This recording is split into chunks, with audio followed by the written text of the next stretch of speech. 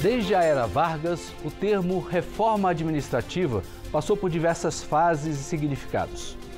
Ora tinha o foco na eficiência da gestão pública, ora em tentativa de modernização dos processos de trabalho, sempre todos eles com visão de longo prazo.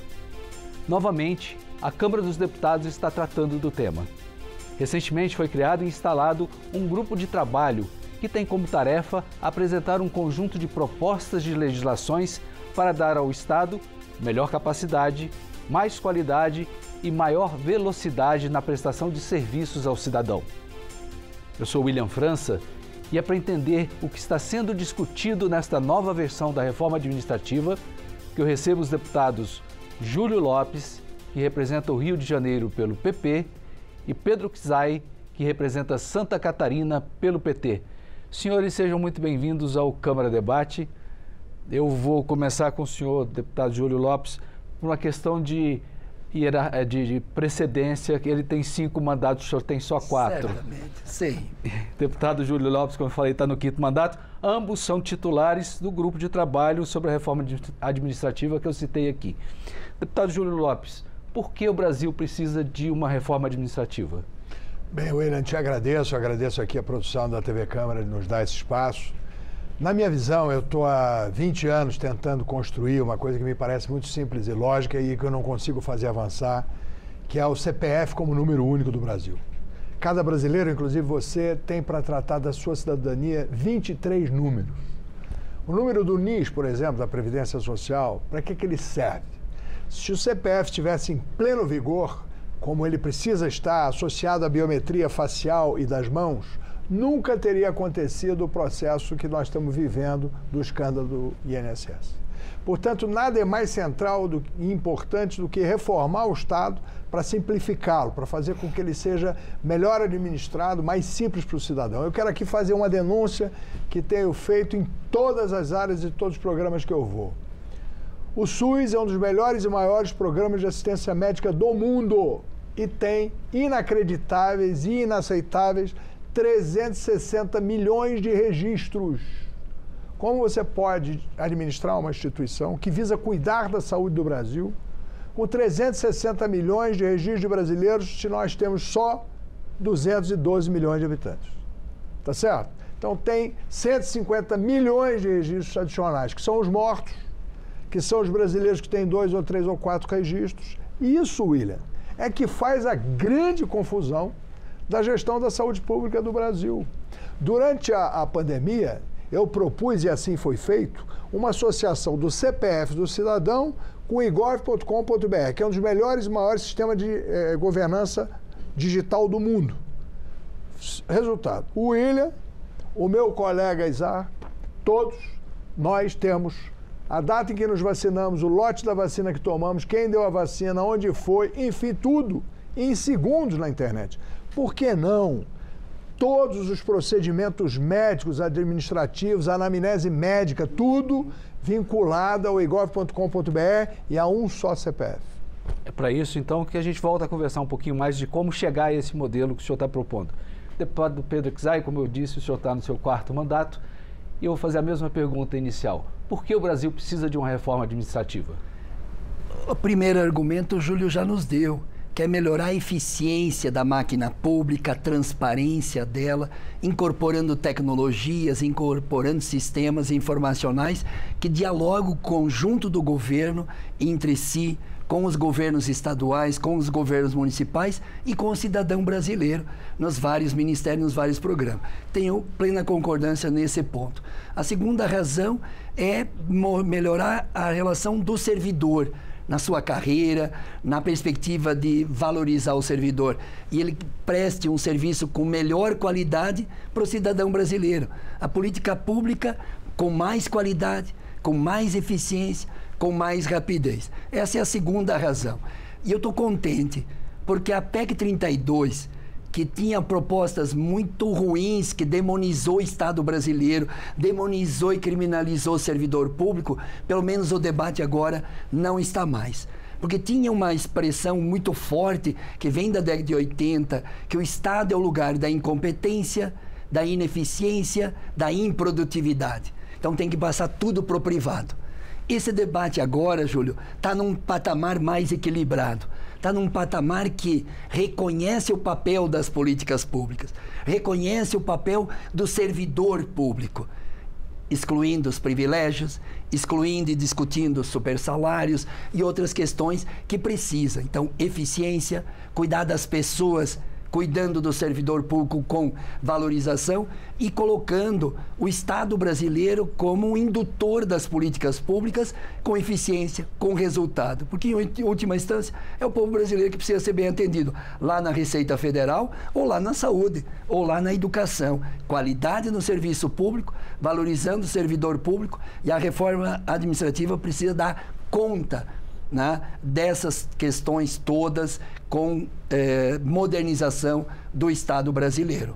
Ambos, pelo que eu vi aqui, têm mais ou menos uma ideia comum. Eu queria saber do senhor, voltando ao debate, e que os senhores podem interagir entre si, não há problema algum. Nesse momento também se fala no país da necessidade de fazer um ajuste fiscal, equilibrar as contas públicas. É por meio da reforma administrativa que se vai também chegar nisso, ou vai ser uma consequência melhorar o Estado e as contas diminuírem? O senhor, queria saber a opinião do senhor sobre isso. Bom, primeiro, e do senhor também. Primeiro, William, eu queria dizer que eu tenho uma PEC que foi formulada aqui pela consultoria da Casa. Para mim, os melhores consultores de economia do Brasil estão aqui, a nosso serviço. E capitaneados pelo Paulo Bijo, eles apresentaram uma proposta à CNF que eu encampei e apresentei como uma PEC que propõe o equilíbrio fiscal do Brasil e a diminuição do déficit público com a dívida pública. Eu acho essa a questão central, a questão mais importante da vida brasileira de hoje, porque nós estamos cada vez mais comprometendo o futuro dos nossos filhos, dos nossos netos. Mas para voltar à questão da reforma administrativa, ela sim vai, obviamente, dar uma contribuição a essa reforma profunda do Estado que a gente precisa fazer sob a perspectiva fiscal. Mas sob a perspectiva da administração pública, eu acho que nada é mais importante que você colocar o cidadão no centro da ação. Quando o cidadão não pode avaliar o serviço que lhe é prestado, não pode avaliar aquele bem que lhe é servido, ele não tem uma superposição ou uma sobreposição às forças do Estado que tem o dever e o compromisso de atendê-lo. Portanto, eu acho que a hora em que você tem o CPF como número único, o cidadão unívoca e inequivocamente identificado, e que cada serviço público tenha que ser avaliado por esse cidadão e com uma permissão dele ser avaliado automaticamente como Uber. Para mim, a uberização do serviço público, você precisa fazer uma avaliação. Eu vim aqui na televisão, como é que foi o atendimento do William? Foi legal? Como é que foi o atendimento da produção? Foi boa? E a bebida estava gelada? Esse tipo de procedimento muda a vida, porque ele avalia os processos, avalia os procedimentos, retroalimenta as formas de atender. Então, no meu entendimento, a reforma administrativa central é colocar o cidadão no centro da ação, identificado univocamente, de forma que ele possa conduzir as ações do Estado. Tá certo. Deputado, vou repetir a mesma pergunta, que eu quero saber a sua opinião. O senhor representa uma corrente política distinta do deputado Júlio. Por meio dessa reforma administrativa, também se conseguirá um ajuste ou a colaboração para esse ajuste fiscal tão pretendido pelo governo do presidente Lula no momento? Não deve ser essa a grande prioridade. A modernização do Estado pode ter redução de custo, mas não deve ser a questão fiscal. Até porque no ano de 23 nós tivemos 2,3% de déficit, nesse último ano 0,01% de déficit. Os Estados Unidos vai ter um déficit de 1,9 trilhões de dólares este ano.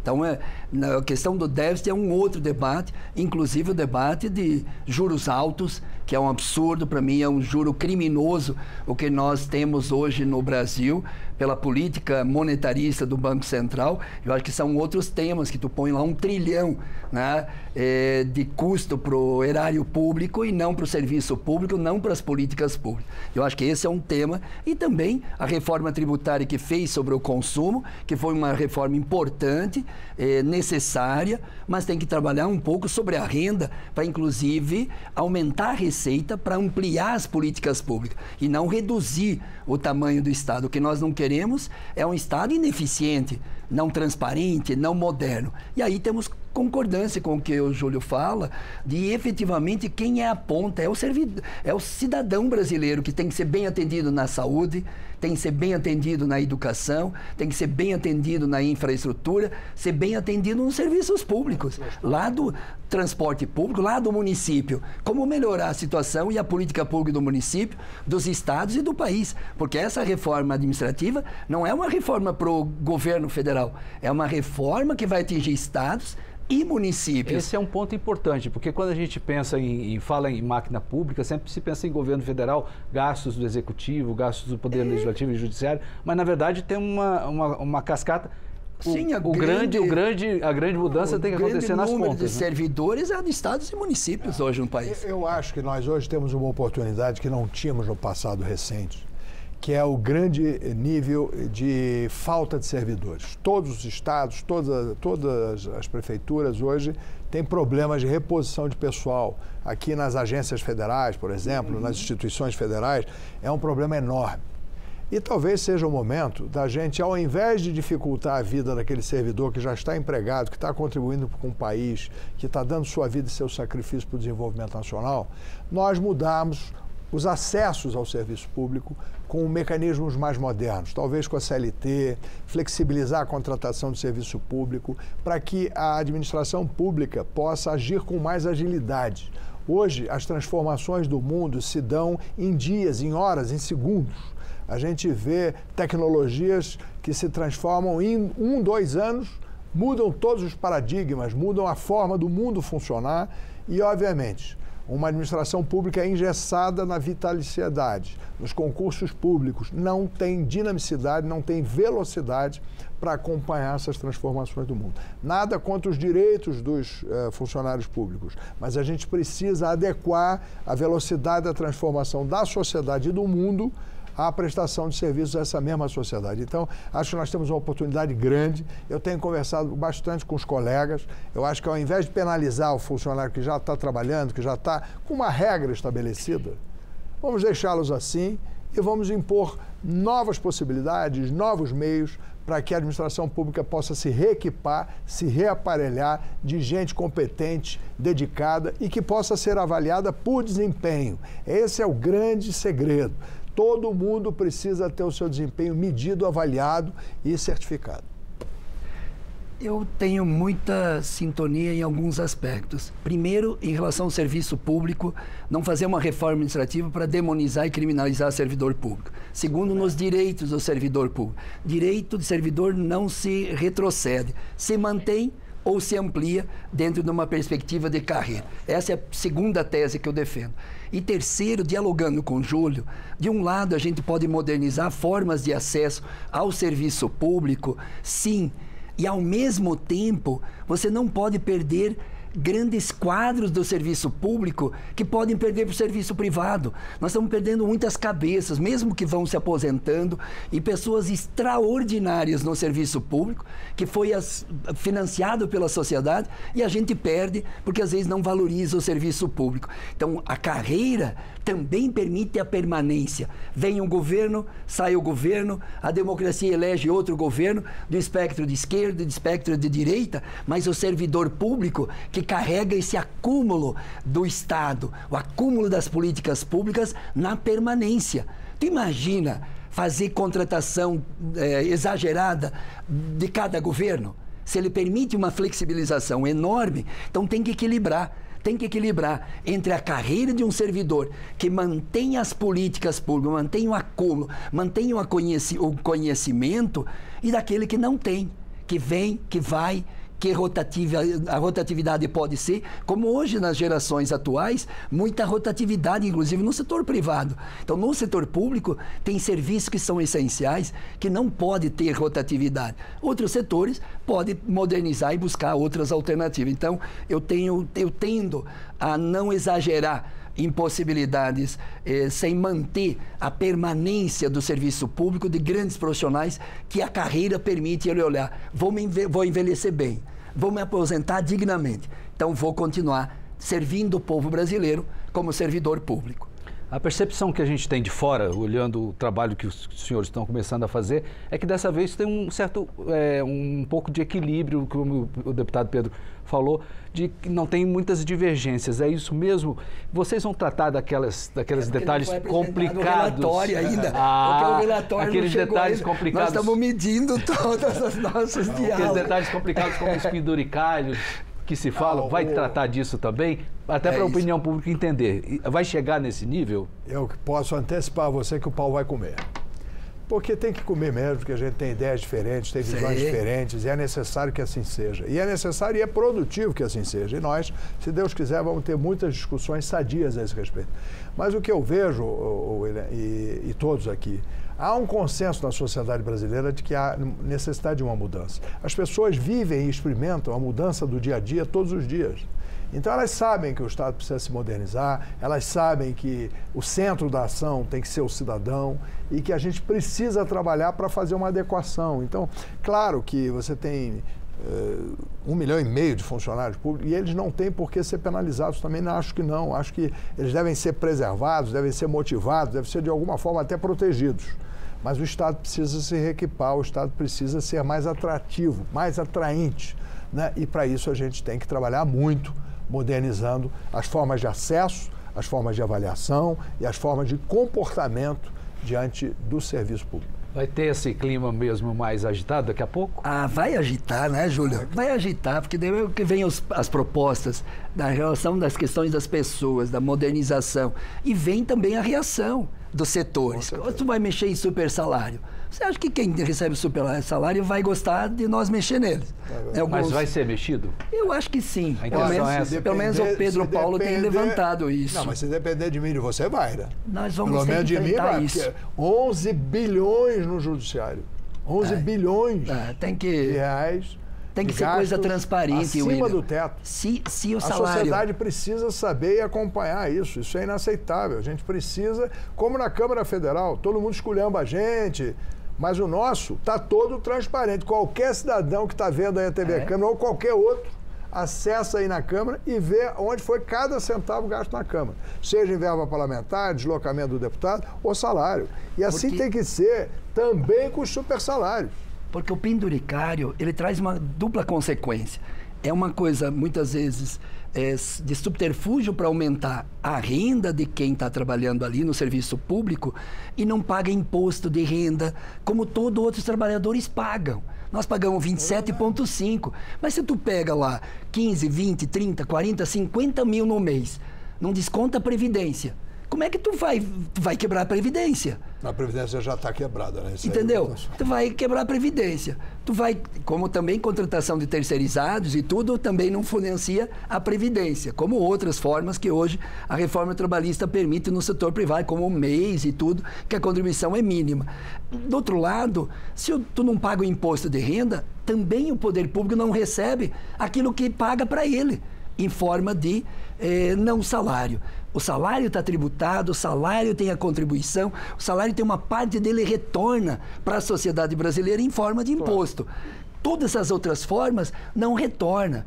Então, eu concordo com o Júlio no sentido de que nós temos que tornar transparente. Se o salário está baixo, do juiz, do desembargador, do ministro, vamos discutir salário. Mas todo o povo brasileiro vai saber quanto que eu ganho, quanto que o juiz ganha, quanto o desembargador ganha, quanto que o ministro ganha. Nós somos servidores públicos, nós temos essa transparência. Eu gosto de ser deputado federal, porque é tudo transparente. Eu almocei hoje ao meio-dia, se eu peguei a nota, está lá, qualquer cidadão brasileiro sabe quanto que eu gastei no almoço. Esse controle social sobre a máquina pública diminui desvio, diminui corrupção, diminui, e esse aumento do controle social sobre todos os poderes. Reforma administrativa só será reforma e administrativa se atingir todos os poderes, federal, estadual e municipal.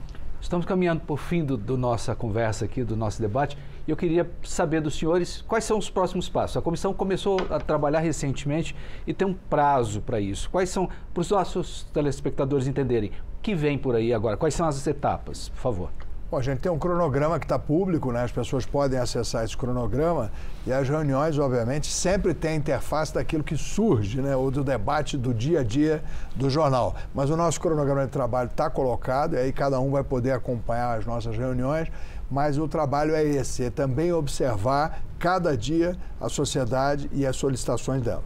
De junho tem 2 grandes audiências públicas. De manhã, as representações dos servidores públicos do país, suas entidades representativas vão participar dessa audiência pública, e à tarde o setor produtivo, setor econômico, a sociedade, do ponto de vista mais econômico, para fazer. E cada um dos deputados vai se movimentar. Eu vou ouvir entidades do Brasil inteiro que têm relação com o serviço público municipal, com o serviço público estadual e com o serviço público nacional, para conseguir trazer essa agenda, porque não tem como eles virem aqui todos numa audiência pública. Nem cabe, né? Não tem como e não cabe. Então nós vamos ouvir as entidades do Brasil inteiro ligadas ao serviço público dos 3 entes da federação. Eu queria até fazer uma proposta aqui inovadora, que é a TV Câmara publicar o QR Code do nosso calendário, da nossa programação e de sugestões que você possa também estar nos encaminhando à comissão. Será feita, a gente vai colocar uma arte colocando esse QR Code. Quem assistir esse programa vai acessar esse QR Code e vai ter. Obrigado pela sugestão. Todo o calendário, toda a nossa programação, e poderá também nos enviar sugestões, né? Os senhores falaram aqui, agora eu vou aproveitar o momento e fazer uma propaganda. Os senhores falaram da eficiência da máquina, o senhor falou de controle da temperatura da água e tudo, e o senhor citou o QR Code.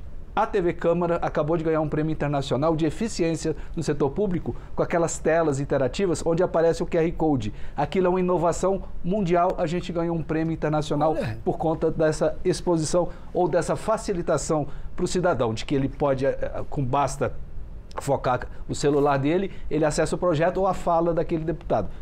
Esse é um exemplo, né? Tem que vender o nosso peixe Com também. certeza, William. Eu fico feliz com isso, porque é exatamente assim que a gente evolui, transforma e reorganiza também uma apresentação de TV. Olha, William, quero destacar servidores. Eu tenho o maior orgulho dos consultores de educação aqui da Câmara. Eu estou organizando um livro sobre o Plano Nacional de Educação.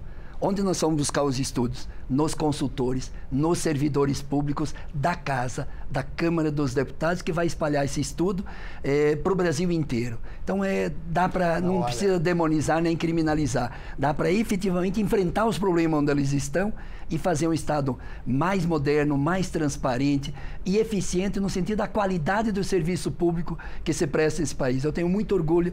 Eu fui prefeito. Eu disse, quando eu deixei de ser prefeito, tinha 3.000 servidores, 2.700 eu botava a mão no fogo por eles, defendia eles todo dia. Tinha uns 300 que precisavam ou aperfeiçoar, ou se formar de novo, ou passar por reciclagem, que estavam num processo de marasmo, de fadiga, que esses 300 eu tinha crítica a eles. Mas eu estou falando de 2.700 que eu tirava o chapéu por eles. Então, eu acho que dá para fazer o serviço público um direito à cidadania. Não tem país sem bom Estado e bom serviço público. Eu quero aqui também fazer esse registro. Quero até mencionar, né, que eu sou fã dele, o governador de São Paulo, Tarcísio, era nosso consultor aqui e eu tive a oportunidade de trabalhar com ele como consultor da Câmara, eficiente consultor da Câmara, né? Passou em primeiro lugar no concurso, prestou serviço e me atendeu algumas vezes como deputado. Tive a honra de tê-lo como consultor. Agora, propus essa PEC com base num trabalho da consultoria da Casa, que, a meu juízo, são os melhores formuladores de política pública do país e que têm um papel relevante na construção de um país melhor. Senhores, muitíssimo obrigado pelo debate e desejo sucesso e convidando desde já para a gente voltar a discutir esse tema, porque certamente os assuntos só estão começando agora, né? Mas olha, ele falou aqui, vamos discutir equilíbrio fiscal. Tá bem. Vamos. Boa. É um bom tema. Eu conversei aqui com o deputado Júlio Lopes, do PP do Rio de Janeiro, e Pedro Kzai, do PT de Santa Catarina, sobre a reforma administrativa. Quer saber mais detalhes sobre esse tema que tratamos aqui? Acesse o nosso portal na internet, câmara.leg.br e as nossas redes sociais. Para rever e compartilhar este programa, busque o canal da Câmara no YouTube. Muito obrigado por sua atenção.